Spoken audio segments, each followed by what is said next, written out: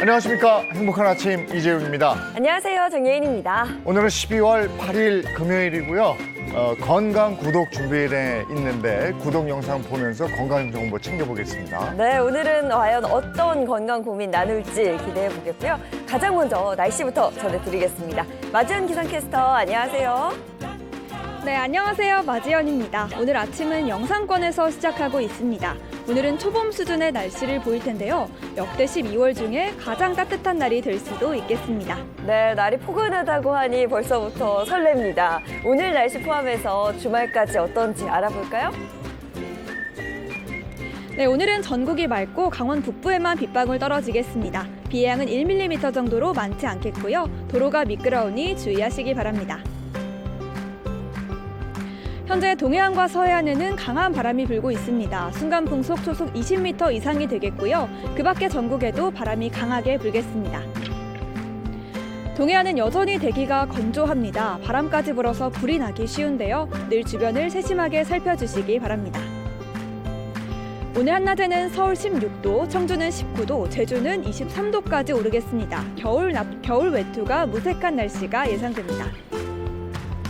주말에도 이상 고온 현상은 계속됩니다. 별다른 비 예보 없이 맑은 날이 이어지겠고요. 다음 주 초쯤에 비가 내리고 나면 기온이 한 자릿수로 떨어지겠습니다. 오늘 출근길에는 안개가 끼겠습니다. 가시거리 1km 아래로 떨어져 있으니까요. 안전운전 해주시기 바랍니다. 날씨였습니다.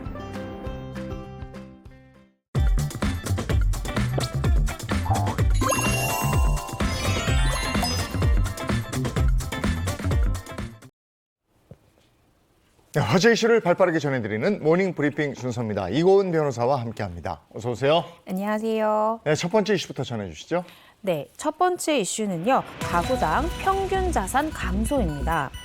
부동산 경기 침체 영향으로 지난해 가구 평균 자산이 1년 전에 비해서 2천만 원가량 줄어든 가운데 이 30대의 재무 건전성이요. 전 연령대를 통틀어 가장 나빠진 것으로 나타났습니다. 1년 전보다 평균 자산이 2천만 원 이상 줄어든 이유 어떻게 분석이 되고 있을까요? 두 가지가 큰 요인으로 뽑히고 있는데요. 일단은 이 고금리에 따른 이자 부담이 늘어났다라는 점과 이 부동산 경기 침체 등으로 집값이 일시적으로 이제 하락한 영향으로 분석되고 있습니다. 이처럼 가구 자산이 감소한 건요. 이 관련 통계가 집계된 2012년 이후 처음이다라고 하는데요. 어제 통계청과 한국은행 그리고 금감원이 발표한 2023 가계금융 복지조사 결과에 따르면 올해 3월 말을 기준으로 했을 때 국내 가구당 평균 자산은 5억 2,700여만 원으로 1년 전보다 2,045만 원이 감소했고요. 부채를 뺀 순자산은 4억 3,500만 원으로 이 전년 대비 4.5%가량 줄어든 것으로 나타났습니다. 또한 이 3.8% 증가한 금융자산과는 달리 이 실물자산은 오히려 5.9% 감소했는데요. 이는 이 실물자산 중에서도 주택가격이 10% 정도 하락한 것이 자산 감소에 전체적으로 영향을 준 것으로 분석되고 있습니다. 네, 이렇게 가구당 평균 자산이 줄어들었는데 그중에서도 30대 재무 건전성이 가장 나쁘다. 네. 이유가 뭡니까? 아무래도 이 전 연령대를 통틀어서 이 30대의 재무 건전성이 크게 이제 안 좋아진 부분은 이 부동산 가격 하락으로 이 자산 자체가 줄어든 데다가 상환하지 않은 부채도 늘어난 결과로 보여집니다. 지난 7일 이 통계청 발표에 따르면 올해 3월 말 기준으로 이 30대의 자산 대비 부채 비율이 29.3%로 전년 대비 1.9%포인트 증가했다고 하는데요. 이는 다른 연령대랑 비교했을 때 가장 높은 부채 증가폭이라고 합니다. 특히 30대 같은 경우에는 대출을 무리하게 받은 영끌족이 많아서 부동산 가격 등락에 따른 자산 및 이 부채의 변동이 클 수밖에 없는 그런 상황입니다. 네, 아무래도 고금리에 따른 이자 부담과 또 부동산 경기 침체의 영향으로 보여지는데요. 이 30대 자산 현황 좀 더 자세히 좀 살펴볼까요? 네, 그런데 이 부분이 좀 눈여겨봐야 되는데 30대 근로소득 그리고 사업소득은 오히려 증가를 했습니다. 하지만 이 부동산 자산이 전년보다 4,055만 원가량 줄면서 30대의 총 자산 2,629만 원이 감소하게 되었습니다.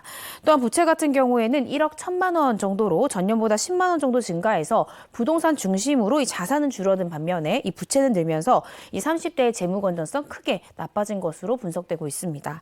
다만 이 기획재정부 관계자는 이 실물 자산의 추이 같은 경우에는 이 부동산 가격이 오르면 빠르게 증가하지만 또 이런 부동산 가격이 침체할 경우에는 좀 감소하는 측면이 있다라는 설명을 덧붙이기도 했습니다. 그러니까 부동산 가격이나 대출 이자 상승 하락 여기에 따라서 출렁출렁 하는군요. 네. 네, 알겠습니다. 다음 이슈 전해주시죠. 네, 두 번째 이슈는요. 유모차를 끌던 경찰의 촉입니다. 이 휴무였던 한 경찰관이 이 유모차를 끌고 자녀랑 같이 동네 산책을 하던 중에 뭔가 수상함을 느껴서 이 보이스피싱 피해자를 발견했고요. 추가 피해를 막았다라는 사실이 알려져서 눈길을 끌고 있습니다. 와, 정말 대단합니다. 유모차를 끌고 산책을 하던 중에 보이스피싱 피해자를 목격하고 그 자리에서 도움을 주게 됐다는 거죠. 맞습니다. 이와 같은 사연이요. 이 지난 6일 경찰청 공식 유튜브에 영상이 하나 올라왔는데 경기도 화성시 한 편의점에서 발견한 이 보이스피싱 사건이라는 제목의 한 영상이 올라왔습니다. 지금 영상 보시면 이 수원 남부경찰서 소속 유모 경사는 지난달 휴무일에 자신의 자녀를 태운 유모차를 끌고 산책을 하고 있었다고 하는데요. 그러다가 편의점 인근 벤치에서 대량의 기프트 카드를 정리 중이던 한 청년을 발견하고 수상함을 느끼게 됩니다. 근데 지금 화면에서 보시는 것처럼 같은 청년을 또 다른 편의점에서 보게 됐는데 이번에는 이 청년이 저렇게 또 기프트 카드를 또 기웃기웃하고 있는 거예요. 뭔가 보이스피싱 범죄이지 않을까 이제 의심을 하게 됐다고 합니다. 저 편의점에서 기프트 카드 산 거 저게 온라인에서 현금처럼 막 쓸 수 있는 그런 카드라면서요? 네, 그렇습니다. 이 기프트 카드 같은 경우에 온라인에서 현금화가 쉽습니다. 따라서 이 보이스피싱 범죄에 굉장히 악용되고 있는데요. 유경사가 발견했던 이 청년 같은 경우에도 이미 보이스피싱 조직에 150만 원 가량의 기프트 카드를 보낸 상태였고 추가로 저렇게 200만 원치를 더 사려다가 다행히도 이 유경사를 만나서 추가 피해를 막을 수 있었습니다. 이 또 다른 편의점에서 같은 청년을 만났던 유경사는 당시에 내가 경찰이다 이렇게 신분을 밝히면서 당신 사기당하는 것 같다라면서 마침 이 청년이 통화 중이었던 거예요. 그래서 나한테 전화 바꿔달라라고 해서 유경사가 딱 대신 받자 상대방이 황급히 전화를 끊었다고 합니다. 알고 보니까 이 청년이요. 검사를 사칭한 이 보이스피싱범이 시키는 대로 기프트 카드를 잔뜩 사려던 그런 상황이었습니다. 근데 안타깝게 또 이 피해금이 모두 다 이 청년의 장학금이었다고 합니다. 뭐 장학금을 잃었다고 하니 정말 안타깝습니다. 그래도 이어지는 더 큰 피해가 있을 수 있었거든요. 그나마 다행이기도 합니다. 근데 유경사죠. 네. 그 촉이 대단한 것 같아요. 그러니까 유경사는요. 내가 예전에 사이버 수사팀에 근무를 했었다라고 하면서 비슷한 피해자 유형이 많아서 행동하는 걸 유심히 보게 됐다라고 했는데요. 사실 처음에는 이 청년을 인출책, 보이스피싱 인출책으로 의심했다고 해요. 그러다가 확인해 보니까 오히려 보이스피싱 피해자여서 아무리 내가 아이랑 같이 있었지만 이 범죄에 연루됐을 것으로 보이는 상황을 그냥 지나칠 수는 없었다라고 당시 심경을 밝히기도 했습니다. 또 유경사는요. 현금화가 쉬운 이 기프트카드 특성상 보이스피싱에 악용되기 때문에 유의해야 된다고 했는데 이 부분을 좀 시청자분들께서 꼭 기억하셨으면 좋겠습니다. 요즘 어디로 돈 보내라 이런 것도 있지만 기프트카드를 사서 보내라 이런 식의 보이스피싱 범행들도 굉장히 기승을 부리고 있거든요. 이 사건을 통해서 이 부분 꼭 기억하셨으면 좋겠고요. 유경사의 도움을 받은 이 청년 다행히 유경사로 인해서 내가 사기 범죄를 당했구나라는 사실을 알고 경찰서에 진정서 제출했고요. 이 유경사에게 감사의 뜻을 전했다고 합니다. 수상한 순간을 포착해서 쉬는 날임에도 불구하고 시민을 도운 유경사. 대단합니다. 예, 경사하세요? 네, 경사. 경위로 승진 안 됩니까 지금? 뭔가 이렇게 상도 드리고 막 이래야 될 것 같아요. 네. 알겠습니다. 자, 다음 이슈 전해주시죠. 네, 세 번째 이슈는요. 할머니가 건넨 봉투입니다. 94세의 노인이 자신의 손자, 손녀가 어릴 적 도움을 받았다라면서 대한적십자사를 직접 찾아오셔서 감사의 손편지와 함께 100만 원을 기부한 사연이 알려져서 훈훈함을 더하고 있습니다. 네, 연말에 이렇게 또 마음 따뜻한 소식이 들려오네요. 94세 할머니가 직접 찾아와서 손편지와 함께 기부를 했습니다. 어떤 사연이 담겨 있는 건지 좀 궁금한데요. 네, 이 적십자사 서울지사에 따르면요. 이 지난 10월 중순 한 어르신이 이 관악구에 있는 적십자사 남부봉사관 사무실에 찾아와서 봉사관 책임자를 찾았다고 합니다.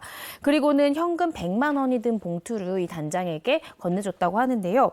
할머니가 건넨 이 편지 봉투에는 서툰 한글로 부모님 없이 큰 아이들을 도와주세요. 아이들에게 써주세요. 그러면 감사하겠습니다. 우리 손자, 손녀도 도움을 받았습니다. 라는 내용과 함께 기부금이 약소하다, 94세다 라는 내용이 담겨져 있었습니다. 할머니는요, 이 봉투를 건네주시고 신원을 밝히지 않은 채 사무실을 떠나셨다고 합니다. 진짜 직접 쓴 손글씨 보니까 따뜻함이 느껴지는데 네. 정말 많은 분들한테 귀감이 되는 편지예요. 네. 예. 이 적십자사 관련된 관계자는요, 사실 할머니가 갑작스레 사무실을 찾아오셔서 처음에는 어떤 도움이 필요하신가? 해결해야 될 민원이 있나? 그렇게 생각을 했다고 합니다. 근데 아무래도 이 소중한 기부금이 잘 전달되기 바라는 마음으로 책임자인 봉사관장을 찾아서 직접 전달하신 것 같다라면서 꼭 필요한데 지원될 수 있도록 최선을 다하겠다라고 전했습니다. 94세 임명의 기부자의 기부금은요, 이 아동복지시설 퇴소 후에 자립을 준비하는 청년과 또 위기가정 아동 및 청소년의 생계 및 주거비 등으로 소중하게 잘 쓰일 예정이라고 합니다. 네, 94세 할머니의 따뜻한 얘기 전해드렸고요. 정반대의 얘기가 있습니다. 80대신데 죄를 짓고 풀려났는데 네. 다시 죄를 져서 다시 감옥으로 간 거예요? 네, 이 사건이 이제 며칠 전에 굉장히 논란이 됐는데요. 왜 그랬냐? 이 대낮에 아파트에 침입해서 80대 여성을 성폭행했지만 고령이라는 이유로 이 80대 남성 피의자가 구속을 면했습니다. 그런데 다시 검찰에서 결국 구속을 해서 구속 기소가 됐다는 소식입니다. 어제 대전지검 논산지청은 80대 남성 B 씨를 성폭법 위반 혐의로 이 지난 6일 구속 상태로 재판에 넘겼다 이렇게 밝혔는데요. 이 B 씨 같은 경우에는 사건 내용을 좀 살펴보면 이 지난 6월 충남의 한 아파트에 침입을 해서 80대 여성 C 씨를 성폭행한 혐의를 받고 있습니다. 당시에 B 씨는요. 초인종을 누르자 이 문을 연 C 씨를 밀고 들어가서 바로 성폭행을 했고요. 때마침 어머니 집을 찾은 이 피해 여성의 아들이 제압하는 바람에 이제 경찰에 넘겨지게 됐다라고 네. 합니다. 하지만 이후 경찰은요. 간단한 이 가해자의 인적사항만 확인하고 구속하지 않은 채 그대로 풀어줘서 이게 문제가 됐었습니다. 아니 뭐 80대면 네. 그냥 풀어주는 건가요? 뭐 아무리 고령이라고 하지만 그대로 풀어줬다니 이건 좀 이게 납득이 아닐 안 텐데 되는. 범죄를 저질렀는데. 맞습니다. 그래서 피해자 가족들이 굉장히 억울함을 호소한 부분이 네. 뭐냐면 아니 오히려 가해자는 이제 같은 동네에 사니까 버젓이 동네를 돌아다니는데 우리 어머님만 두려워서 밖에 나가지도 못하고 이거 감옥살이처럼 이렇게 사신다라고 그러니까요. 피해 내용을 호소를 했습니다. 이에 경찰은 이 B 씨가 고령인데다가 주거가 일정하고 도주 우려가 없고 또 피해자에게 주거지에 접근하지 마라. 그걸 우리가 충분히 경고했기 때문에 구속은 하지 않았다라고 이제 밝혔는데요. 이 사건을 넘겨받은 검찰은요. 범행 이후 이 가해자 B 씨가 또다시 이 C 씨의 집 인근을 갔다는 점을 확인하고 결국 구속해서 재판에 넘기게 된 그런 사연입니다. 이건 아니죠. 아니 성폭행범인데. 네. 이거 희한하네. 그리고 풀어줬더니 다시 그 집을 찾아가고 이건 아니죠. 아까 쉴 때도 시민을 도운 경찰관은 승진. 네. 이렇게 한 사람은 강등. 예? 이렇게 해야 될 것 같아요. 이건 진짜 아니에요. 예. 이거 어떻게 되는 거지? 법이 이렇게 해도 되는 건가? 자, 오늘 모닝 브리핑 여기까지 하겠습니다. 이고은 변호사와 함께했습니다. 고맙습니다. 고맙습니다.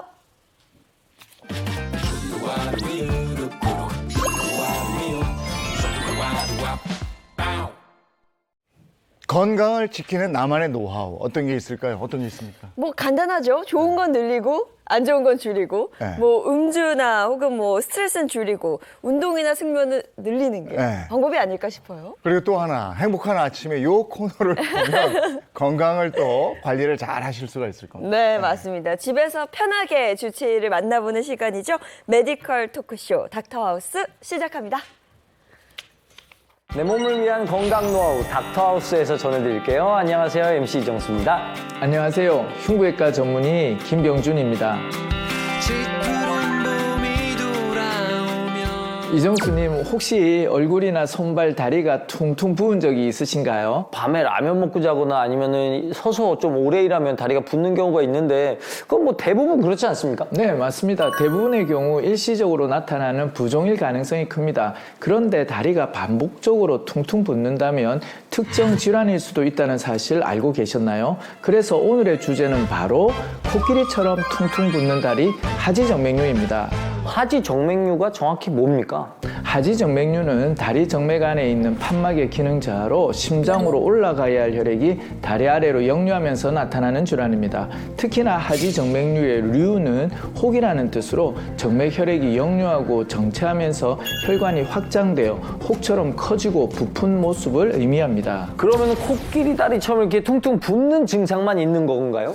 아닙니다. 아니 꼭 그렇지는 않은데요. 네. 하지 정맥류는 퉁퉁 붓는 증상 외에도 성별이나 연령, 체격 등 개인에 따라 다양한 증상을 보입니다. 그러면 저 같은 체격 이런 사람은 어떤 증상이 나타납니까? 네, 개인에 따라 나타나는 증상이 다양하지만 남성분들의 경우 다리에 구불구불하고 울퉁불퉁하게 혈관이 튀어나오는 증상이 잘 나타납니다. 혈관 돌출은 하지 정맥류와 다른 질환을 구분할 수 있는 특징적 증상으로 마른 체격의 남성분들에게서 많이 나타납니다. 제가 담당하던 한 70대 남성 환자분의 경우에도 하지 정맥류가 발병해 혈관 돌출 증상이 나타났지만 직장 생활이 바빠 대수롭지 않게 여겨 병을 악화시키게 되었는데요. 다행히 안전하게 치료받으시고 지금은 건강하게 회복하셨죠. 여성의 경우는 어떤가요? 여성의 경우 임신, 출산을 비롯한 여성 호르몬의 영향으로 하지 정맥류 발병률이 남성보다 좀 더 높은 편인데요. 여성 환자들의 특징은 겉으로는 혈관 돌출 없이 다리가 매끈한 경우가 많습니다. 이를 잠복성 하지 정맥류라고 하는데요. 병기가 깊어지더라도 겉으로는 전혀 드러나지 않을 수도 있기 때문에 더 심각한 상황을 초래할 수 있습니다. 그러면 이게 나이가 좀 더 들어도 증상은 같나요? 중장년층은 하지 정맥류 합병증의 증상을 보이기 쉽습니다. 하지 정맥류는 노화와 밀접한 관련이 있는데요. 혈관 탄력이 줄고 판막이 손상되면서 정맥의 혈액이 역류하고 정체되는 하지 정맥류로 이어질 위험이 큽니다. 또 나이 들면 종아리 근육이 줄어들지 않습니까? 맞습니다. 나이 드신 분들 보면 제 팔뚝보다 다리가 얇은 경우가 있더라고요. 하지 정맥류는 오랜 기간 서서히 악화하는 만성 진행성 질환인 만큼 병을 오래 방치하여 합병증으로 고생하는 경우가 빈번합니다. 또한 정체된 혈액에서 피가 굳어 혈전이 생기고 혈전염으로 악화한 경우 주변이 붉게 변하고 심한 통증이 동반되는데요. 혈전이 혈관을 타고 심부정맥, 폐로 흘러가 폐색전증으로 이어지면 생명까지도 위협할 수 있을 정도로 위험합니다. 이 무시무시한 하지 정맥류 이거 도대체 어떤 이유로 생기는 거죠? 하지 정맥류를 유발하는 가장 큰 요인은 가족력입니다. 부모 모두 하지 정맥류가 있다면 대부분의 자녀에게도 나타날 수 있을 만큼 선천적인 요인이 크게 작용합니다. 이와 함께 노화, 오래 서 있거나 앉아 있는 직업 환경, 임신과 출산, 비만 등으로 혈관이 약해지고 손상되면서 하지 정맥류가 생길 수 있습니다. 하지 정맥류를 겪는 분들이 많이 있나요? 건강보험심사평가원 통계에 따르면 지난 2021년 하지 정맥류로 내원한 환자는 24만 7,964명, 2022년에는 25만 5,033명에 달했습니다. 그러면 하지 정맥류 치료법을 좀 알아봐야 될 것 같아요. 검진으로 비정상적인 혈액의 역류가 관찰되었다면 하지 정맥류가 발생한 원인 혈관을 제거하거나 폐쇄하는 근본 치료가 이루어져야 합니다. 가장 대표적인 것이 레이저 정맥 폐쇄술인데요. 혈관 내 레이저 광섬유를 삽입한 후 열을 가해 혈관을 태워 폐쇄하는 수술적 치료법입니다. 이 외에 신경과 가깝거나 장가지 형태의 혈관에는 초음파 유도와 혈관 경화요법을 시행할 수 있습니다. 이렇게 혈관의 위치, 상태에 따라 적합한 치료법을 병행하면 더 안전하게 하지 정맥류를 치료할 수 있습니다. 예방법도 좀 알고 있어야 될 것 같아요. 요즘 오래 앉아 있는 분들 참 많죠. 그런데 오래 앉아 있는 것은 하지 정맥류로 가는 지름길입니다. 다리의 혈액순환이 원활하도록 스트레칭을 하는 것이 좋습니다. 발목을 쭉 당겼다가 앞으로 쭉 밀었다가 다시 당겼다가 쭉 밀었다가 이런 식으로 종아리 근육 스트레칭을 해주시면 도움이 많이 됩니다. 하지 정맥류는 만성 진행성 정맥 질환이기 때문에 치료 후에도 재발할 가능성이 있죠. 특히 재발성 하지 정맥류는 장가지 혈관에서 미세하게 발생하며 초기에는 무증상을 보일 수 있기 때문에 치료 후에도 혈관 초음파 검사를 통한 장기적인 추적 관찰이 필요합니다. 그러니 꾸준한 관심과 적극적인 진단, 정확한 치료가 무엇보다 중요한 예방법이라는 점 잊지 않으시면 좋겠습니다.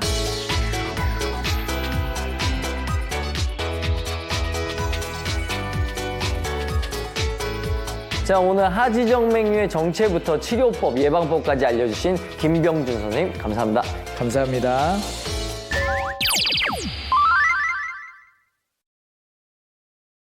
지금 여러분은 건강 노하우를 전해드리는 닥터하우스와 함께하고 계십니다. 자, 이번에는 산부인과 선생님 모셨습니다. 안녕하세요. 산부인과 전문의 이홍주입니다. 살다 보면 육체적, 정신적으로 어린이에서 성인이 되는 시기가 찾아옵니다. 바로 사춘기인데요. 이정수 님도 사춘기를 경험해 보셨을 텐데 어떠셨나요? 저 같은 경우는 워낙 온순한 성격이라 살짝 슬리슬쩍 넘어갔던 것 같아요. 네, 그런데 우리 인생에는 사춘기가 딱 한 번만 찾아오는 게 아닌데요. 그래서 이번 주제 바로 제2의 사춘기, 갱년기입니다. 갱년기 맞아요. 주변에 제 지인도 있는데 너무 무섭더라고요. 이거 정확하게 뭐예요? 예, 이제 여성들이 나이가 들면서 난소가 노화되면 기능이 떨어지고요. 배란과 여성 호르몬 생산이 더 이상 이루어지지가 않습니다. 이로 인해서 나타나는 현상이 바로 완경이고요. 세계보건기구 WHO에서는 난소의 기능이 상실되어 여성 호르몬의 분비가 없어지는 시기, 성년이 끝나고 노년기로 가는 과도기, 이걸 바로 갱년기라고 정의하고 있죠. 성년에서 노년기로 가는 과도기, 갱년기. 아, 그래서 제2의 사춘기라고 하는군요. 여성분들은 참 힘들겠습니다.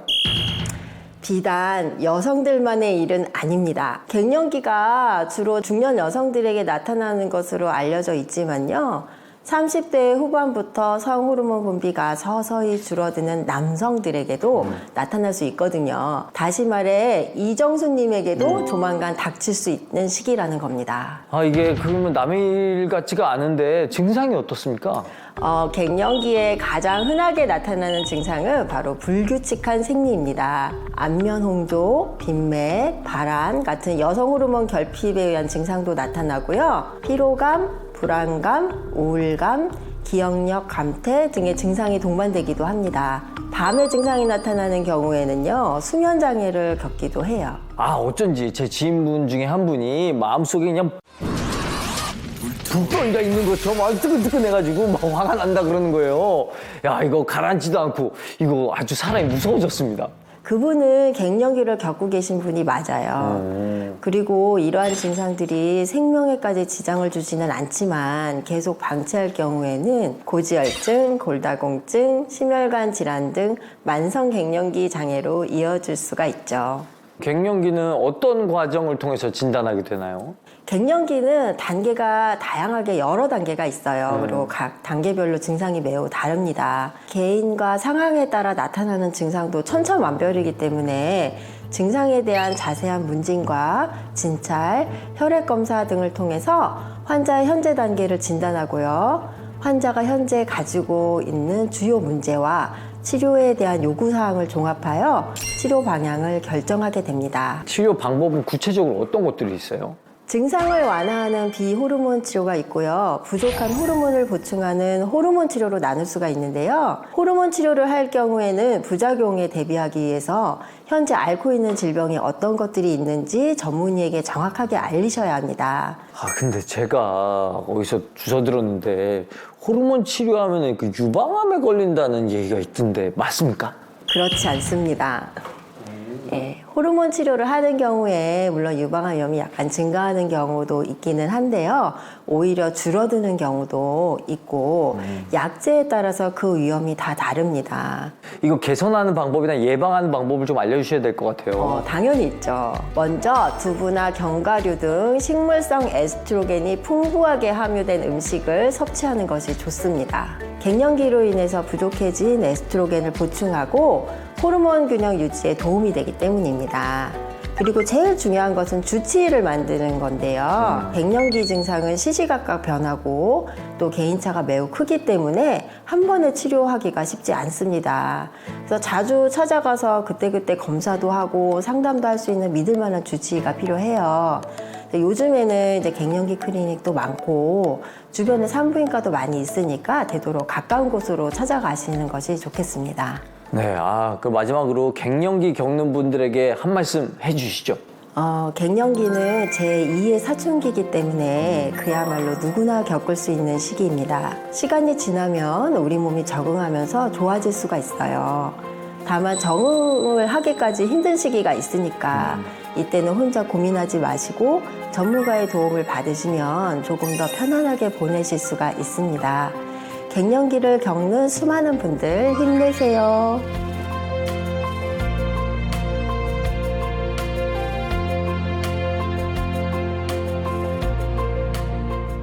자, 오늘 갱년기의 정체부터 치료법, 예방법까지 알려주신 이홍주 선생님 고맙습니다. 감사합니다. 네, 다음 이 시간에도 알찬 정보로 다시 돌아오도록 하겠습니다. 닥터하우스 MC 이정수였습니다.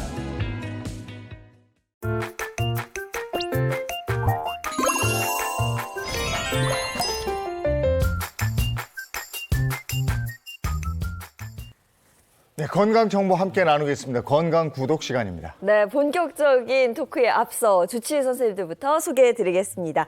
김대환 혈관외과 전문의, 한지민 내과 전문의, 서동주 흉부외과 전문의 함께합니다. 어서 오세요. 어서 오세요. 네, 반갑습니다. 그리고 식품생명공학 최현남 박사, 또 모산 한의학 박사도 함께합니다. 반갑습니다. 네, 안녕하세요. 아, 예, 연말 약속 정리 다 해놓으셨습니까? 저도 오늘부터 이제 본격적으로 생명회가 시작이 되는데 모임의 시작입니다. 네, 모임의 시작입니다. 예. 우리가 보니까 그런 거죠. 팬데믹 때문에 그동안 뭐 9시까지 해서 못 보고 4명 이상 못 모여서 못 보고 그러다 보니까 연말 연시 좀 안 하고 넘어갔다가 갑자기 올해 풀리니까 네. 너무 많은 것 같아요, 이게 진짜. 너무 근데 이게 많아. 너무 많고 시간이 좀 쪼들리고 이러면 내년으로 돌리세요. 신년에 하자. 우리 떡국 모임 하자. 이렇게 맞아요. 해서 내년에 모이면 돼요. 아, 내년에 봐도 반가운 건 네. 반가운 거더라고요. 네. 근데 뭐 연말 되면 모두 들뜨고 설레는 마음이지만 그래도 아직까지는 조심하셔야 됩니다. 뭐 여전히 독감이나 코로나19에 감염 위험이 큰 상황인 만큼 특히 많은 사람들 모일 때는 이 건강 수칙을 잘 지켜주셔야겠습니다. 그리고 뭐든지 과하면 안 되는데 그럼요. 네. 연말에 꼭 모여서 건강을 위하여 술 마시면서 건강을 위해 어우. 그러다가 숙취 때문에 고생하고 맞아요. 건강을 위하여! 그러고 먹었는데 그게 진짜 한 2, 3일 가고요. 그리고 어떤 느낌도 있냐면은 얘네들이 내 몸을 돌아다니면서 그 알코올이 나쁜 짓 하는 게 막 느껴지는 느낌도 있거든요. 이게 앞만 봐도 좀 나이 먹어서 그런가 보다 이런 생각이 좀 들기도 합니다. 네, 그렇죠. 근데 요맘때 특히나 이 주량 조절들 하셔야 되잖아요. 아마 여기에는 안 계시겠지만 예, 요즘 간혹 길에서 술 드시고 쓰러지거나 그냥 아무 데서나 누워 계시는 분들 계시잖아요. 이게 괴롭게 술 먹었을 때 꼭 이래. 괴롭게. 실연의 아픔을 술로 달랜다. 뭐 이래서 한잔하고 막 술이 쓰거든. 아니, 그럼 막 이렇게 기절하고 그렇죠. 길바닥에 누워 있고. 근데 젊었을 때야 실연의 아픔 때문에 그러지만 요즘은요 집에서 내쫓기면은 또 집에 못 들어가니까. 그런데 뭐 자는 것까지는 아니더라도 요즘 어떤 느낌이냐면 조금 많이 먹었다 그러면 술 먹는 자리에서도 이렇게 어느 순간 보면 이렇게 졸고 있지. 그쵸. 그리고 자고 있어. 뭔가 못 이겨. 예전에는 이기셨던 것 같은데 좀 슬퍼지기도 합니다. 근데 서동 선생님 이 이야기를 꺼낸 이유가 있을 것 같은데요? 네, 그 이유가 있습니다. 제가 사실 건강 때문에 이제 말씀을 좀 드리는 건데요. 뭐 술에 취하면 이 술 때문에 고생들을 하시게 되는데 그런데 이제 취해서 이렇게 꼬꾸라져서 뭐 팔을 개거나 뭐 다리를 좀 개거나 이렇게 좀 안 좋은 자세로 이게 오래 누르는 자세로 있다 보면 문제는요. 심해지면 근육에 괴사가 생길 수도 있어요. 근육에 괴사하면 근육이 썩는다 이런 썩을 얘기인데. 수 있죠. 네. 야, 이거 무섭네요. 네, 그 이유가 있는데요. 우리가 술에 취해서 잠들게 되면 아무래도 진짜 표현해 주신 것처럼 고꾸라져서 그냥 퍼질러져서 이렇게 자게 되잖아요. 그때 만약에 그냥 편안한 자세로 고꾸라져서 잔다고 그러면 괜찮은데 혹시라도 내가 이렇게 뭔가를 베고 잔다거나 아니면 잠든 상태에서 뭔가 무거운 게 내 다리나 팔을 누른다거나 이런 상태이면 만약에 내가 취하지 않은 상태였다 그러면 뭔가 막 저리다 아프다 하면서 그걸 치우고 잘 수가 있는데 술에 취한 상태에서는 그게 좀 지속될 수가 있거든요. 그냥 밤새 그렇게 눌린 상태로 잘 수가 있는 겁니다. 이렇게 되면 구획증후군이라고 하는 근육이나 내 몸에 있는 연부 조직이 썩는 괴사가 일어나게 되는 병에 걸릴 수도 있기 때문에 저희가 말씀을 드리는 겁니다. 이 구획증후군은 말 그대로 우리 근육들은 하나의 하나의 덩어리로 이렇게 이루어져 있는데 그 사이사이에 이제 구획이 나눠져 있잖아요. 그때 여기가 계속 눌리게 되면서 그쪽으로 압력이 좀 높아지게 되고 아니면 혈관이나 림프액이 눌려가지고 흐름이 좋지 못하다 보니까 그로 인해서 영양분이 가지 못하고 괴사가 일어나게 되는 말 그대로 진짜 근육이 썩어서 차후에는 진짜 잘라야 내야 될 수도 있는 질병에 걸릴 수도 있는 겁니다. 아니 뭐 연말이라서 술자리 많아질 것 같으니까 겁주시는 거 아니죠? 아니 뭐 썩어서 뭐 괴사할 수 있다. 너무 무시무시한 이야기인데 그럼 어떤 증상이 나타날 때 이 구획증후군을 의심해 볼 수 있을까요? 네, 구획증후군은 실제로는 그 수술, 외상 같은 2차적인 이 원인으로 생기는 게 제일 흔하긴 합니다. 너무 걱정하실 필요는 없지만 그래도 의학적 상식은 알아둬서 나쁠 건 없으니까요. 구획증후군은 근육을 담당하는 혈관이 막히면서 근육이 적절한 에너지를 받아먹지 못하게 되면서 생기는 질환인데요. 어떤 일이 생기냐면 일단 아픕니다. 아프죠. 아프고 그쪽으로 가는 맥박이 느껴지지 않죠. 다리나 팔이나. 근데 이게 심해지면 신경까지도 손상을 당하기 때문에 마비, 그리고 움직이지 못한 무감각 같은 게 오면 굉장히 심각한 사안입니다. 일반적으로는 어딘가 눌렸던 부분을 자세를 풀어준다든지 마사지를 좀 해주면서 쉽게 해결되는 경우가 대다수이긴 한데요. 심각하게 진행이 된 경우는 근막을 절제해서 압력을 좀 풀어주는 수술까지 필요한데 문제는 적절한 시기에 수술을 받지 않으면 12시간이 지나서 치료를 받으면 8%밖에 회복이 안 된다고 그러는데 적절한 시기에 받으면 68% 이상 회복할 수 있는 그런 질환이니 알아두시는 게 좋을 것 같습니다. 아유, 무섭네. 근데 하여간 연말이면 간이 피곤해지는 계절이 되기도 하는데 근데 우리 몸 어느 부위가 다 이렇게 나이가 들면 늙잖아요. 그렇죠. 근데 간도 늙어서 해독력도 더뎌지는 것이다. 이 얘기가 맞는 거예요? 네, 우리가요, 이제 신체가 늙어가게 되면 사실 장기도 다 늙잖아요. 근데 의외로 이 간은요, 가장 젊음을 오랫동안 유지하는 장기라고 합니다. 아니 그 말 좀 이해가 안 되는 게 우리가 알고 있는 국민성 있잖아요. 간 때문이야, 간 때문이야 이런 거 있는데 결과적으로 우리가 만성 피로, 뭐 피로감 이런 게 간이 안 좋아지면 오는 건데 이 만성 피로나 피로감은 이게 20대부터 오거든요. 그럼 간이 그만큼 좀 일찍 힘들어하고 늙는 거 아닌가요? 네, 근데요, 우리가 간 같은 경우는요, 사실 재생력이 가장 좋은 그런 장기로 알려져 있잖아요. 그래서 간에 한 3분의 1이 없다 하더라도 다시 재생이 되기 때문에 우리가 간 이식이나 이런 걸 하게 되는 겁니다. 그런데 유럽 분자생물학 연구소에서 흥미로운 그 연구 결과를 저희가 발표를 했는데 그게 뭐냐면 우리 신체가 늙는데 장기들이 다 각자 늙는 속도가 다르다는 겁니다. 근데 그 중에서 간이 가장 더디게 늙는다는 그런 발표를 했습니다. 야, 우리 몸의 장기들의 노화 속도가 다르다는 것도 놀라운데 그중에 간이 가장 느리게 늙는다는 거네요. 네, 이 연구가 어떤 거였냐면은요. 이제 뭐 생후 6개월 된 젊은 쥐와 생후 24개월 정도 된 늙은 쥐의 몸에서요. 만들어지는 이 단백질 양과 활성도를 체크를 해봤다고 합니다. 근데 이때는 당연히 젊은 쥐에서 막 합성되는 단백질과 늙은 쥐에서 합성되는 단백질이 달랐다고 해요. 근데 그거를 이제 장기별로 좀 이거 어떻게 좀 다르지 않을까 더 심도 깊게 연구를 해봤더니 다른 장기들은 차이가 있었는데요. 간은요 별로 차이가 없었다고 합니다. 그 차이가 나는 게 불과 2%밖에 없었다고 하니까요. 간에서만큼은 젊을 때나 늙을 때나 단백질 합성되는 거나 활성도가 비슷했다고 할 수 있는 겁니다. 이게 흥미로운 실험 결과인데 네. 간은 또 이렇게 큰 장기잖아요. 네. 그래서 우리 몸에서 하는 일이 상당히 많은데 근데 이게 저 수치는 왜 이렇게 나이가 들수록 오래 가는 거야? 이게 분명히 간하고 영향이 있을 거예요. 궁금해요. 안 늙는다면서. 네, 근데 그거를 밝혀주기 위해서는 간이 뭐 하는지, 간의 역할에 대해서 제가 설명을 드리려고 하는데요. 이 간은 우리 몸에서 화학 공장이라고 불립니다. 그래서 우리가 어떤 음식물이나 이런 걸 섭취를 하게 되면 위, 장 이런 데를 통해서 이제 얘네들이 음식물이 잘게 부서지고 또 분해돼서 이 물질이 분자 단위로 만들어지게 돼서 흡수를 하게 되는 거죠. 그런데 간은 이렇게 기본 단위로 쪼개진 물질을 우리 몸에 필요한 물질로 흡수하고 또 합성, 전환 이런 것들을 하는 역할을 하게 됩니다. 그래서 이 소화기관이랑 간은 간 문맥이라는 걸로 이렇게 연결이 되어 있습니다. 네, 이 간 문맥에 대한 추가 설명을 좀 드리자면요.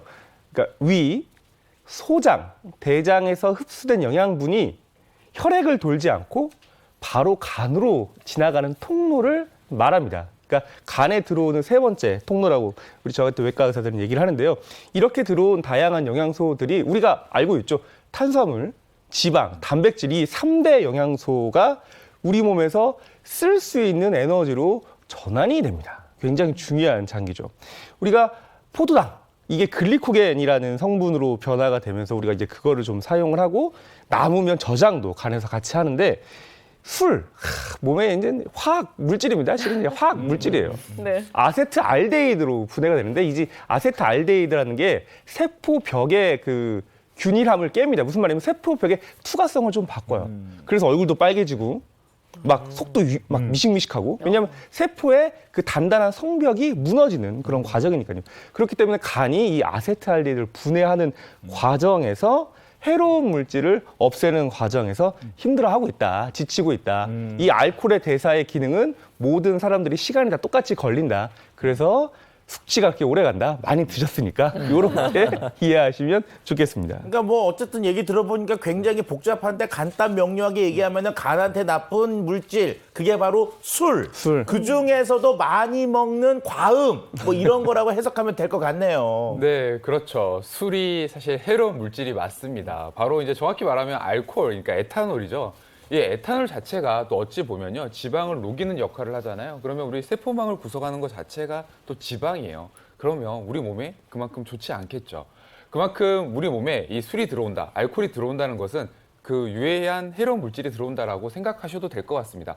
그렇기 때문에 그걸 분해하는 과정에서 이렇게 아세트알데히드가 나오면서 숙취가 나오게 되는 거고요. 그러면 우리 몸은 그런 해로운 물질을 계속 해독을 해야 되잖아요. 그렇게 되면 그때 간들은 계속 바쁘게 움직일 수밖에 없는 것입니다. 그러니까 우리가 술을 마시게 되면 이 화학 공장이라고 불리는 간이 그야말로 풀 가동을 해서 막 열일하는 뭐 그런 거네요. 야근하는 거네, 야근. 네. 맞습니다. 또 한 통계에 따르면요. 우리나라 사망 원인 중 간 질환으로 인한 사망은 8위 정도라고 합니다. 사실 뭐 8위라고 그러면은 에이 뭐 별로 안 높네 이렇게들 말씀하실 수가 있는데요. 이걸 연령별로 좀 나눠보면 30에서 50대, 그러니까 노화가 본격적으로 진행되기 이전 약간 젊다고 할 수 있는 이 세대에서 간 질환으로 인한 사망률은요 3위까지 건축 올라가게 되거든요. 그 말은 다른 데만큼 우리가 노화로 인해서 뭐 장기가 병들고 이렇게 뭐 좀 안 좋아진다 할 수 있지만 간만큼은 저렇게 풀 가동을 잘못 시키는 바람에 외부 요인에 의해서 나빠질 수 있다라고 이렇게 말씀을 드릴 수가 있겠습니다. 네, 우리 보시는 시청자 여러분들이 2023년 열심히 달려왔으니까 12월에 반가운 사람들 만나서 술 한잔 해야지 하고 생각하실 텐데 행복한 아침에 참으로 확. 근데 우리 간 건강 지키자는 얘기니까요. 네. 이제 주제 보시고 본격적으로 얘기 나누도록 하겠습니다. 주제 주세요. 네, 건강구도 오늘의 주제입니다. 간암의 씨앗, 지방간을 잡아라입니다. 지방간? 지방간은 뭐 너나 할 거 없이 40대 이상 되면 건강검진하면 다 지방간 조금씩 있어서 별로 크게 걱정들을 안 하는데 걱정을 해야 되는 모양이네. 아, 네, 맞습니다. 우리가 이제 건강검진하면 지방간이 굉장히 많이 나오잖아요. 근데 이 지방간이 뭐냐면은요, 간에 진짜 말 그대로 지방이 쌓인 겁니다. 그래서 지방이 한 5%에서 10% 정도 쌓이기 시작하면 그때부터 우리가 지방간이라고 하는데요. 근데 요거를 간과해서는 안 되는 게 이 지방간에 걸린 사람이 간암이나 그다음 대장암 그리고 심장병에 걸릴 위험이 높아진다는 그런 연구들이 있기 때문입니다. 우리가 이 통계에 따르면은요, 최근 한 5년 동안 지방간 국내 환자가 한 26%나 증가를 했다고 합니다. 그리고 국제 학술지에 따르면은요, 대사 이상에 따른 지방간 같은 경우에는 심근경색 그리고 혹은 심부전 이런 심혈관 질환의 위험이 높아진다는 그런 연구 결과가 있습니다. 네. 이 논문을 조금 더 자세히 좀 설명해 드리면 요즘에 이제 의학계에서 가장 주목받는 연구 중에 하나입니다. 빅데이터. 그러니까 수백만 명의 사람을 동시에 조사를 해가지고 발표를 하느라 굉장히 이제 믿음이 좀 높다, 신뢰성이 높다라는 연구인데요. 한국 건강검진 데이터 무려 970만 명의 데이터를 분석을 해봤더니 이 대사 이상, 그러니까 우리가 비만, 고혈압 같은 대사증후군이라고 하죠. 이런 것들이 있는 사람들 중에 이제 지방간이 함께 있는 사람들이 무려 4명 중에 1명, 꽤 많죠. 그리고 이런 사람들이 심혈관 위험 질환이 1.39배나 증가한다라고 보고를 했고요. 국내에서 건강검진을 받았던 2만 6천 명을 대상으로 7년 6개월 동안 이제 추적 관찰을 해봤더니 대사 이상이 동반된 지방간을 제때 치료하지 않으니 간암 위험이 무려 16.7배, 그리고 대장암은 2배, 유방암은 1.9배까지 높아졌다는 연구 결과를 발표했습니다. 아니 근데 잠깐. 이제 지방 간 그러면 이제 간과 연관돼서 간암이 좀 높아지는 건 이해가 되는데 지금 아까 뭐 유방암에 대장암에 이건 왜 올라가는 거예요, 그럼?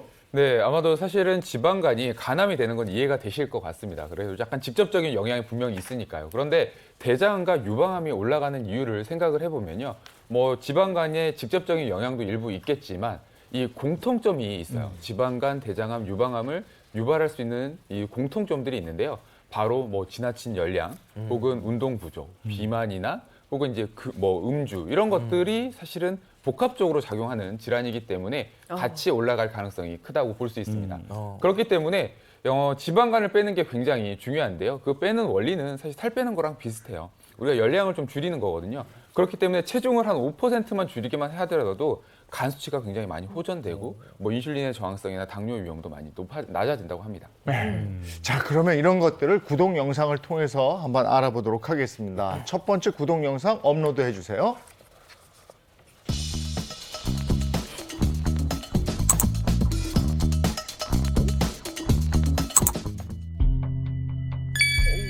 술을 안 드시네. 맥주인가요? 술도 안 드셔. 문제 없을 것 같은데. 그렇지. 술이 지방간. 지방간이 나왔어? 궁금하고 계시네요. 놀랐어요, 지금. 억울하죠. 그렇지. 억울하지. 맞아요, 억울해요.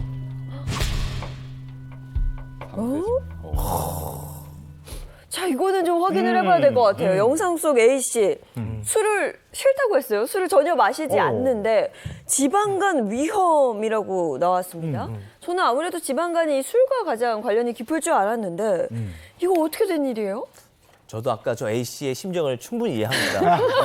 그러니까 술을 마시면 지방간이 생긴다라는 건 우리가 이제 기본적으로 알고 있어요. 근데 저분처럼 술을 안 마시는데도 이 비알코올성으로 오는 지방간, 저 역시도 술 전혀 안 마시는데 안 드세요? 술 안 드세요. 네. 한 모금도 안 먹어요. 검진을 받으면 받을 때마다 지방간이 있어요. 그래요? 근데 야. 이게 우리 뭐 비알코올성 지방간을 가지고 계신 분들이 전 세계적으로 따지면요. 전 세계 인구의 약 30%나 된다고 하거든요. 그리고 갈수록 점점 많아지고 있는 추세라고 합니다.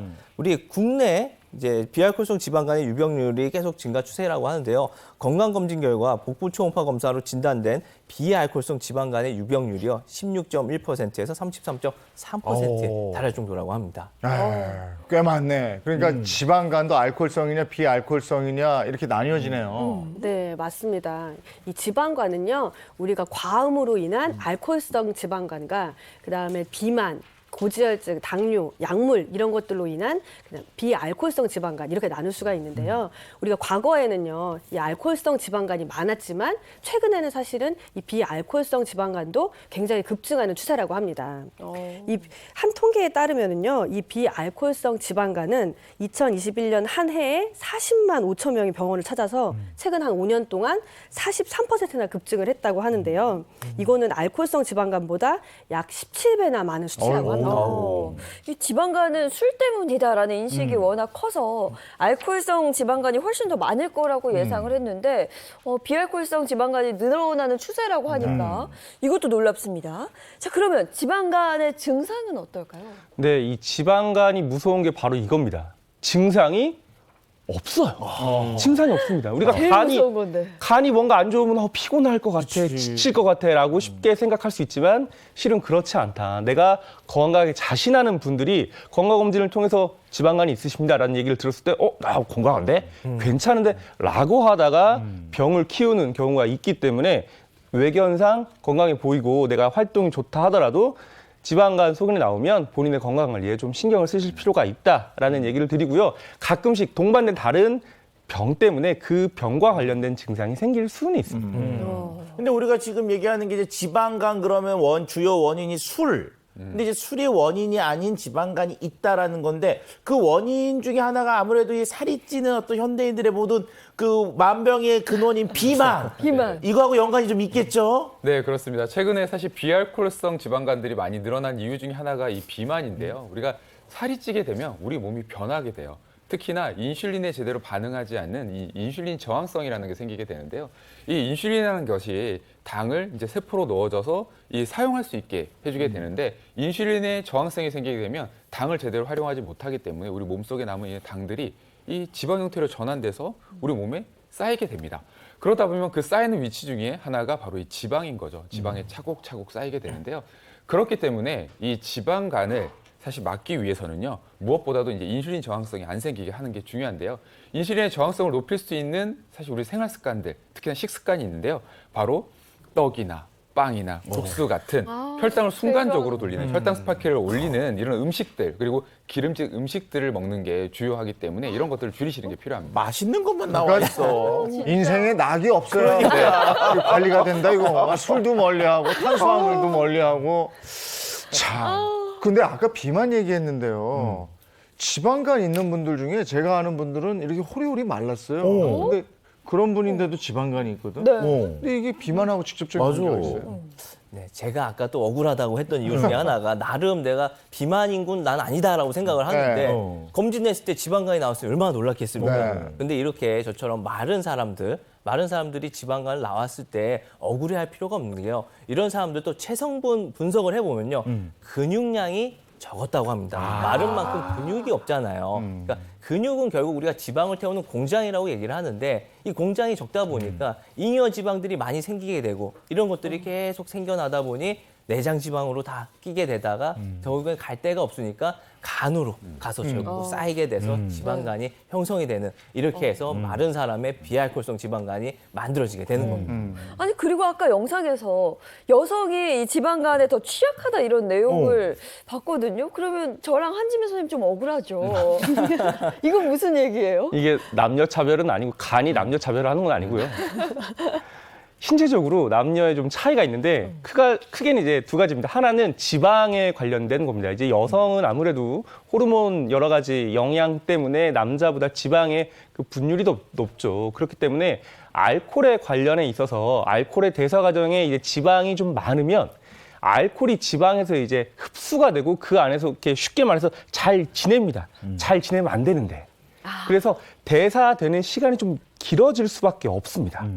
지방세포 내 체류되는 알코올의 양이 많아서 그렇고요. 둘째는 간에서 알코올을 분해하는데요. 이 알코올을 분해하는 효소 자체가 남자가 더 많습니다. 뭐 그 여러 가지 이유들이 있긴 한데 어쨌거나 남자가 알코올을 좀 더 잘 분해한다더라. 그래서 여성분들이 남성분들에 비해 이 알코올성 지방간에 좀 더 취약하다라는 사실이 있습니다. 지방간에 여성이 좀 더 취약하다. 그러면 실제 환자 수도 여성이 더 많습니까? 네, 그런 건 아닙니다. 실제 통계를 보게 되면요. 지방간 환자 43만 명을 대상으로 한번 통계를 내봤더니 성비가 남성이 한 57%, 여성은 한 43% 정도로 근소하게 남성 수치가 좀 더 높았습니다. 보통 남성이 약간 생활 습관이나 여러 가지가 사실 여성보다 조금 안 좋아서 그런 경우도 있긴 한데요. 실제 이제 남성의 비만 인구도 비율을 보게 되면 상대적으로 여성보다 더 높은 편이거든요. 또 실제 좀 보게 되면 남성은 한 30대에서 60대까지 약간 고르게 분포한 반면에요. 여성은 이제 호르몬 변화가 생기는 50대, 60대가 가장 많이 발생한다고 합니다. 우리가 이제 12월 되고 그러면 아무래도 연말 연시 됐으면 이제 건강검진의 계절 아니에요. 그러면 이제 결과 받아보면은 당은 혈당 보면 되고 지질은 뭐 중성지질, 콜레스테롤 보면 된다는 건 아는데 그럼 간 건강은 도대체 뭘 봐야 되는지 요거 좀 제대로 알려주십시오. 네, 우리가 이제 건강검진을 하게 되잖아요. 그러면은 사실 수치가 정말 많이 나옵니다. 이 중에서 이제 간 기능 수치를 보는 거를 제가 준비를 했는데요. 크게 세 가지만 보시면 됩니다. 화면을 한번 보시면은요. 건강검진 결과지를 보게 되면 간 기능 검사 여기 부분에 보면은 AST, ALT, 감마 GTP 이렇게 세 가지가 있습니다. 우리가 주로 간 기능 검사하면 이 세 가지를 보게 되는데요. AST, ALT는 간 세포가 손상될 때 높아지는 수치입니다. 그래서 이게 40 이상이면 간 세포가 파괴되고 있다 이렇게 알 수가 있고요. 그리고 감마 GTP 같은 경우에는 남성의 경우에는 60 이상. 그리고 여성은 60 이하, 그리고 여성은 40 이하가 정상인데요. 이 감마 GTP는 우리가 음식을 섭취한 후에 대사 후 발생하는 그 대사 물질들을 간에서 외부로 배출을 하는 역할을 하게 됩니다. 그래서 우리가 술이나 기름진 음식 이런 거를 많이 먹게 되면은 이 감마지TP가 올라서 오십니다. 그래서 간 기능 검사 후에 우리가 이 감마지TP가 예전에 비해서 올랐다 그러면은 지방간이 생긴 건 아닌가 이렇게 한번 생각해 보셔야 됩니다. 근데 지금 설명을 해주셨는데도 저는 좀 어렵거든요. 어려워. 사실 그 결과지를 보면 쓱 보죠. 괜찮다는 거냐? 딱 보는데. 그치. 이제 그러면 안 되겠어요. 하나하나 좀 꼼꼼히 살펴봐야겠습니다. 예전에 직장 생활할 때 1년에 한 번씩 하는 게 건강검진하고 연말정산인데 할 때마다 몰라. 맞아요. 몰라요. 이런 얘기를 쭉 들어보니까 연말에 술을 좀 자제하면서 적당히 마셔야 되겠다 이런 생각이 또 들어요. 네. 근데 또 우리가 이런 거 있잖아요. 그러면 술이 결국은 어쨌든 간한테 나쁜 영향을 준다는 건 아는데 우리가 집 나갈 때 맨날 그럽니다. 와이프한테 한 잔만 마시고 올게. 그러고 나가서 인사불성돼서 오거든요. 맞아요. 이게 혹시 어느 정도 술까지는 그래도 좀 괜찮다라고 하는 어떤 가이드라인을 주시면 그거 좀 지켜볼까 하는 생각도 있는데 있을까요? 그러니까 지방간 예방을 위해서 내 건강을 위해서라도 술을 적당히 마시고 싶은데 어느 정도 마시는 어느 정도 네. 괜찮을까? 정답을 말씀드리겠습니다. 의학은 쉬지 않죠. 수많은 연구를 통해서 이 정도까지는 그래도 괜찮아라는 답이 나와 있습니다. 답을 말씀드리겠습니다. 네. 지방간을 예방하고 건강에 괜찮다라는 그 양은요. 15g 정도입니다. 알코올로 15g. 15g이 어느 정도냐면요. 맥주, 소주, 뭐 양주, 어떠한 술이든 한 잔 분량에 대개 한 6g 정도 들어있어요. 7g 정도. 그래서 남성분들은 어떤 술이든 2잔. 여성분들은 어떤 술이든 한 잔입니다. 한 잔. 병이 아니고 잔이라는 한 잔. 거죠. 예, 한 잔. 그러니까 맥주는 맥주잔, 소주는 소주잔. 예, 맞습니다. 딱 이걸 그 어떻게 지켜?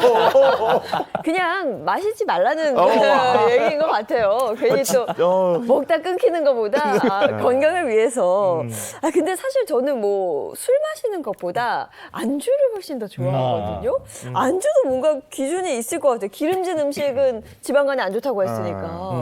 어떤 게 있을까요? 담백한 안주로 먹어야 되나요? 두부 뭐 이렇게 먹잖아요. 어떤 사람들은 단백질 안주 잘 먹으라고 안주에도 여러 가지 얘기가 있고. 네, 이게 술은 당연히 안 마시는 게 제일 좋지만 네. 그래도 굳이 내가 마셔야겠다면 이 안주도 좀 신경을 써주시는 게 좋겠는데요. 일단 우리가 지방간 예방을 위한 이게 뭐 음주 습관, 이 말이 참 웃기긴 한데 네, 지방간 예방을 위한 음주 습관 그 두 번째로는요, 바로 술을 마실 땐 꼭 안주와 함께 하라입니다.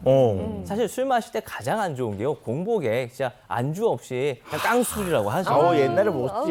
네. 이거는 들어가는 순간, 들어가는 족족 그냥 내 몸에 독소가 다 흡수가 되고 있는 거니까 좀 주의를 해주셔야 되고요. 네. 안주도 종류가 중요하다고 그랬잖아요. 너무 기름진 안주 말고요. 이제 단백질이 그러니까 소고기, 아예 그냥 생고기, 네, 소고기 구워서 드시거나 문어, 낙지 이런 거 너무 도움됩니다. 뭐 달걀, 두부 같은 이런 단백질 풍부한 식품을 선택해 주시면 좋겠습니다. 네, 뭐 그러니까 부득이하게 술을 마실 경우에는 뭐 한 잔에서 2잔 정도만 마시고 안주는 단백질이 많은 음식을 곁들여라는 얘기예요. 네, 그리고 또 중요한 게 있죠. 바로 간도 충분히 쉴 시간을 줘야 된다는 겁니다. 우리가 술을 마셨다고 하면요, 한 48시간 이내에는요, 술을 마시지 마시고 지방간을 좀 예방하기 위해서는 이렇게 술을 드시더라도 약간 텀을 두고 이렇게 간격을 두고 드시는 게 좋습니다. 이틀 정도는 쉬어라. 그러니까 일주일에 한 2번을 넘기면 안 되겠다. 한 잔에서 2잔. 네. 자, 뭐 간 건강을 위해서 할 수 없습니다. 네. 예, 굳게 마음을 드셔야 되는 거고. 또 하나 아까 그 비만 관련 얘기를 했단 네. 말이에요. 그럼 이 부분도 한번 짚어보도록 하죠. 네, 그렇죠. 대사 이상 관련과 이제 연관된 비알코올성 지방간 같은 경우는 이제 원인이 아까 말씀드렸죠. 보통 이 지나친 열량 섭취나 탄수화물, 뭐 과다 섭취, 운동 부족, 뭐 비만 이런 것들이 원인이라고 말씀을 드렸는데요. 그렇다 그러면 그 원인들을 사실 제거를 하고 지방간을 줄이기 위해서는 또 살도 빼야 되잖아요. 그러기 위해서는 무엇보다 운동을 하실 필요가 있으십니다. 그중에서도 굉장히 힘들죠. 그러니까 운동을 하셔야지 우리 몸에 있는 이 열량들을 써버릴 수 있기 때문에 꼭 필요합니다. 알고 있었어요. 선생님이 운동 얘기할 줄 알고 있었습니다. 그러면 지방간 예방을 위해서 꼭 필요한 운동이 있다면 어떤 게 있을까요? 네, 너무 이게 정답만 계속 얘기 드리는 것 같아갖고 약간 이제 부담스럽긴 한데요. 이 중간 정도의 운동을 하시는 게 좋습니다. 이 중간 정도의 운동이라는 건 어느 강도냐면요, 대화가 가능할 정도거든요. 대화가 가능할 정도의 때문에 걷기나 유산소 운동을 주 5회 한 30분가량은 하셔야 됩니다. 그리고 근력 운동 같은 경우에는요, 그 근육이 좀 쉬어야 되는 시간도 필요하기 때문에 일주일에 2번에서 3번 정도 하시는 게 좋습니다. 아무리 우리가 증상이 느껴지지 않는다고 하더라도 지방간 같은 경우에는 지방 간염, 간경화, 그리고 간암으로 악화될 수가 있고 또 간암, 대장암, 유방암, 또 심장병의 위험이 높아질 수가 있기 때문에 이런 적절한 관리들이 꼭 필요합니다. 사실 간은 계속 재생이 빨리 되기 때문에 항상 좀 건강한 상태를 유지하려고 하는데 이게 간 경화가 된 이후에는요.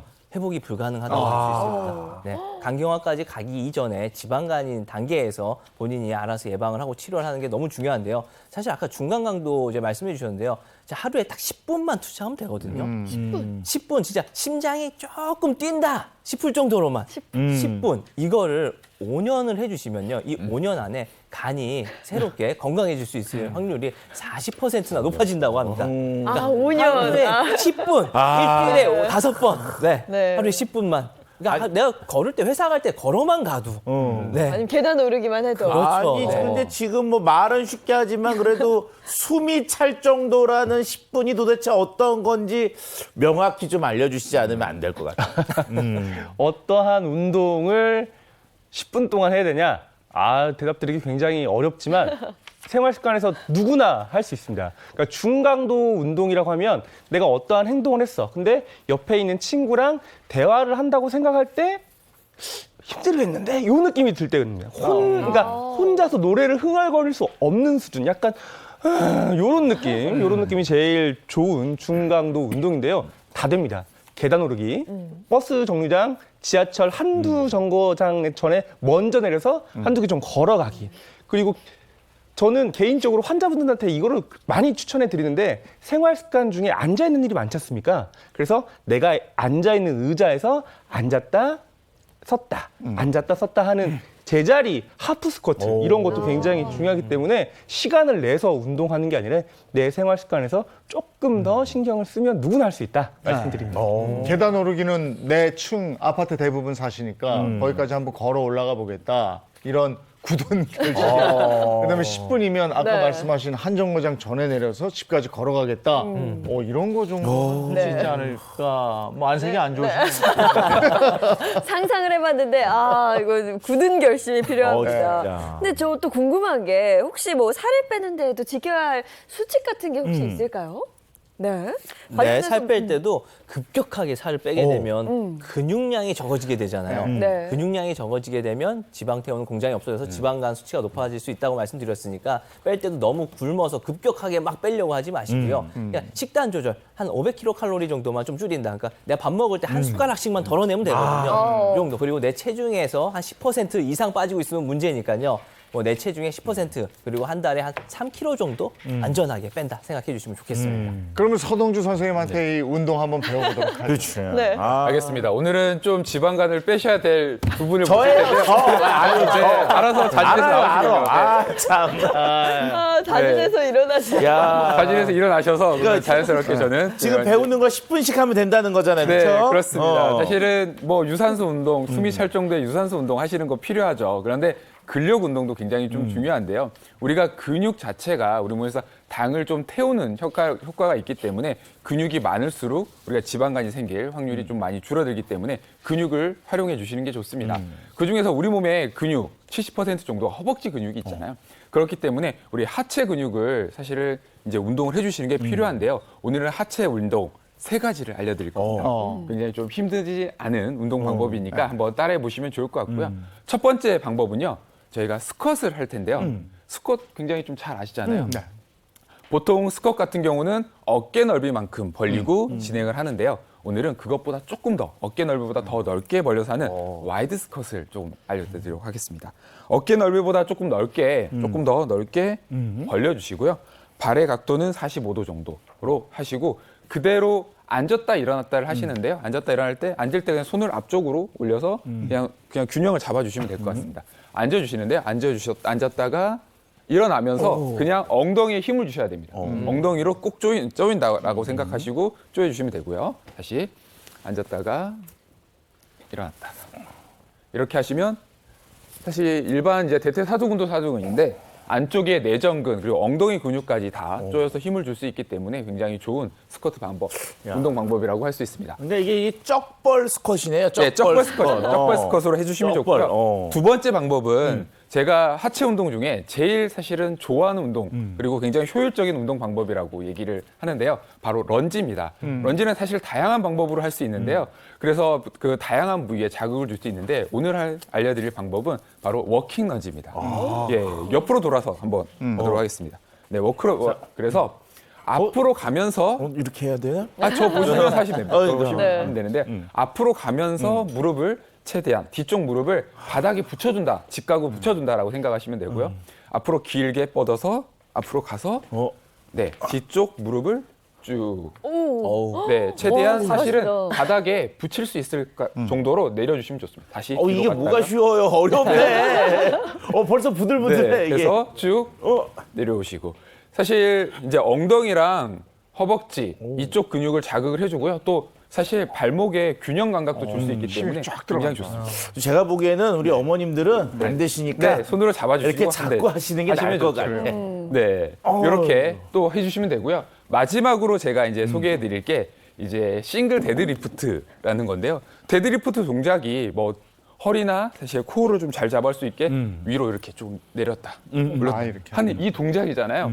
그 동작을 그냥 하면 사실은 재미없기 때문에 이때 한 발을 들어줄 겁니다. 옆으로 돌아서 보여드릴게요. 한 발을 돌려드릴 텐데요. 일단 쭉 데드리프트 하는 것처럼 쭉 내려가는데 이때 반대쪽 다리, 제가 오른발을 기준으로 했을 때 왼쪽 다리를 뒤로 쭉 차주는 겁니다. 힘들겠죠. 잠깐만. 네. 야, 이거 그래서 의자를 그래서 준비했습니다. 균형 잡기 힘드니까. 이거 야. 네, 쭉 의자를 쭉 잡고. 차주고요. 야, 발을 뒤로 쭉 차는 것보다는 발을 약간 바깥쪽으로 차준다고 생각하시는 게 더 자극이랑 균형 잡기가 쉽습니다. 이거 옛날에 나오던 슛돌이 자세인데. 네, 맞아요. 그래서 어. 이렇게 반복적으로 해주시게 되면 굉장히 좀 뒤쪽에 햄스트링이 굉장히 많이 당길 거예요. 그러네요. 그래서 햄스트링을 스트레칭 해주면서 자극을 해줄 수 있기 때문에 이게 굉장히 좋은 방법. 여기가 당겨지는 게 좋은 거군요. 네, 이거는. 당겨지는 게 정상적인 반응입니다. 그래서 이렇게 근력 운동들 세 가지를 복합적으로 해주시게 되면 아마 틈틈이 해주시면 땀도 많이 날 거고요. 숨도 꽤 찰 거니까 틈틈이 해주시면 좋을 것 같습니다. 저희 한 2분 한 것 같은데 숨 차는데요. 이거 운동 빡 되는데. 그러니까. 틈틈이 해주시면 좋을 것 같습니다. 네. 알겠습니다. 야, 고맙습니다. 잘 배워봤습니다. 네. 오세요. 야, 이게 야. 쉬워 보이면서도 아니야. 어려워 보여요. 아니야. 아니 이게 허벅지하고 이쪽에 딱 더 힘이 가요. 그 햄스트링이랑 자극이 확실히 오나요? 오. 이거 한 10번씩만 했으면 저희 다 이러고 있을 것 같아요, 지금. 야, 이게 어느 정도 운동의 강도는 필요하니까요. 오늘 배우신 걸 토대로 집에서 해보시면 좋을 것 같고, 사실 뭐 간 건강과 관련해서 근력 운동이 중요하다는 사실 잊지 않으셔야겠습니다. 자, 그럼 다음 구독 영상도 한번 확인해 볼까요? 구독 영상 업로드해 주세요.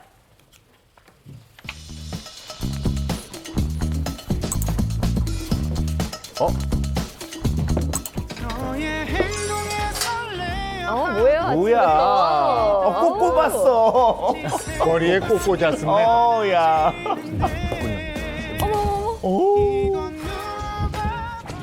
에이? 도망가? 뭐야.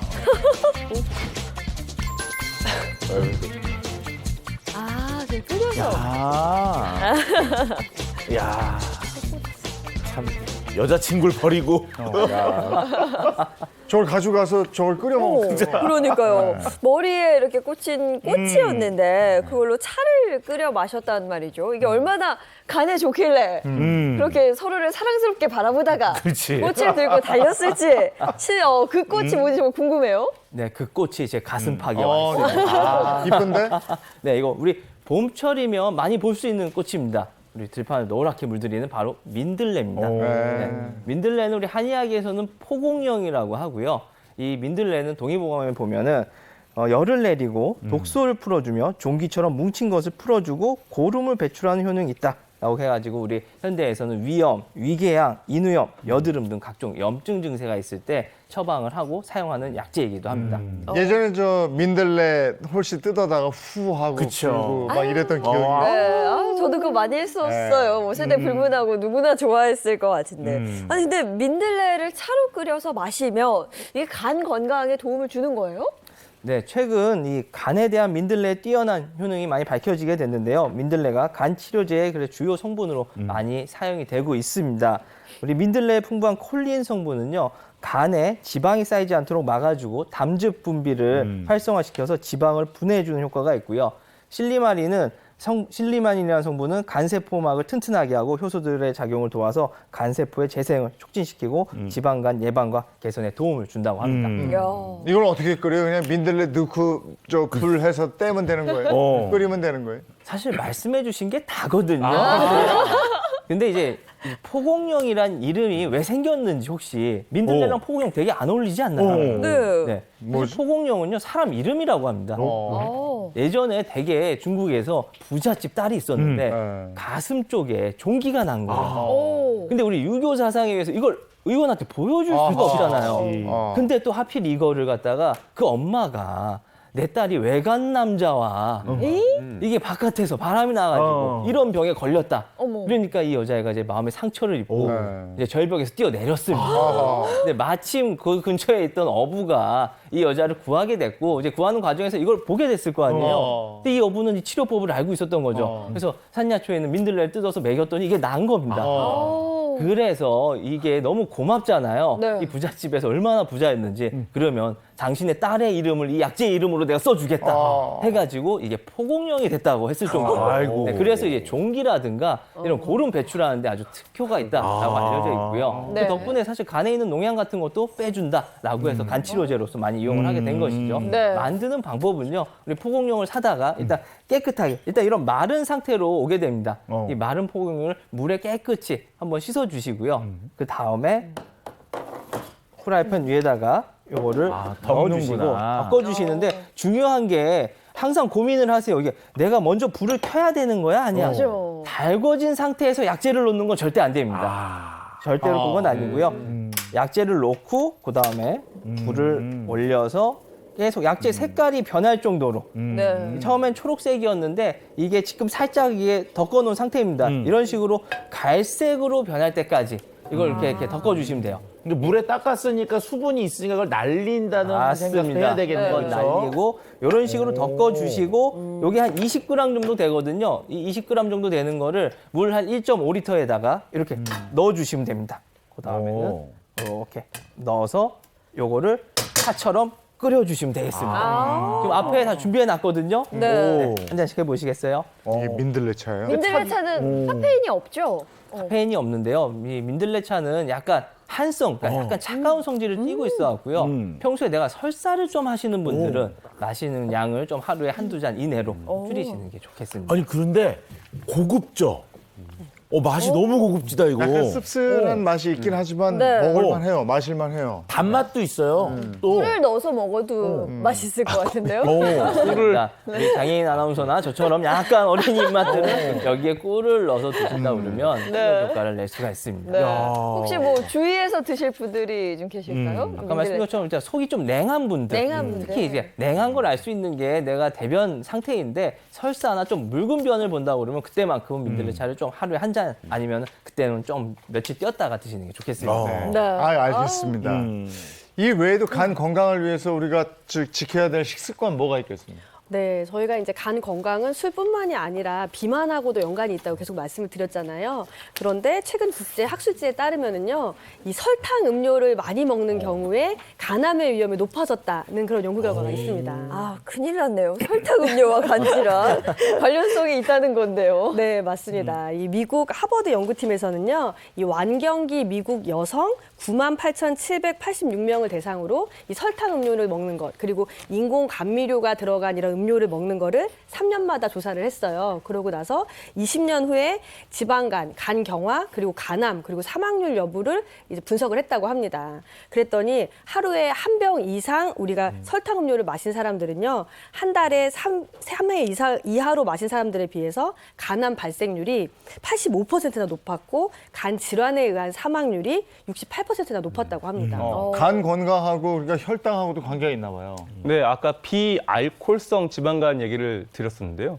이 비알코올성 지방간의 가장 강력한 범인이 바로 이 설탕, 탄수화물, 단당입니다. 단당.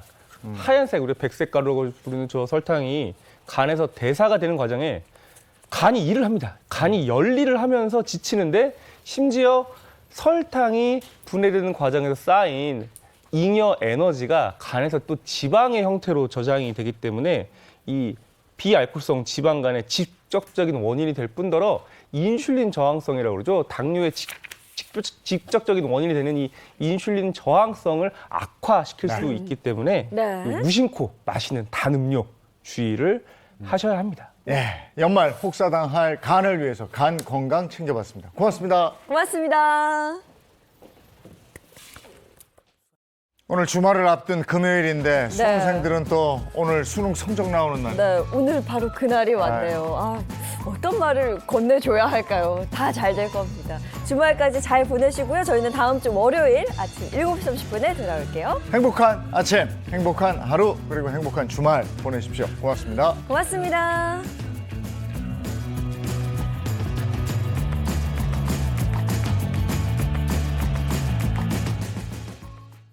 채널 A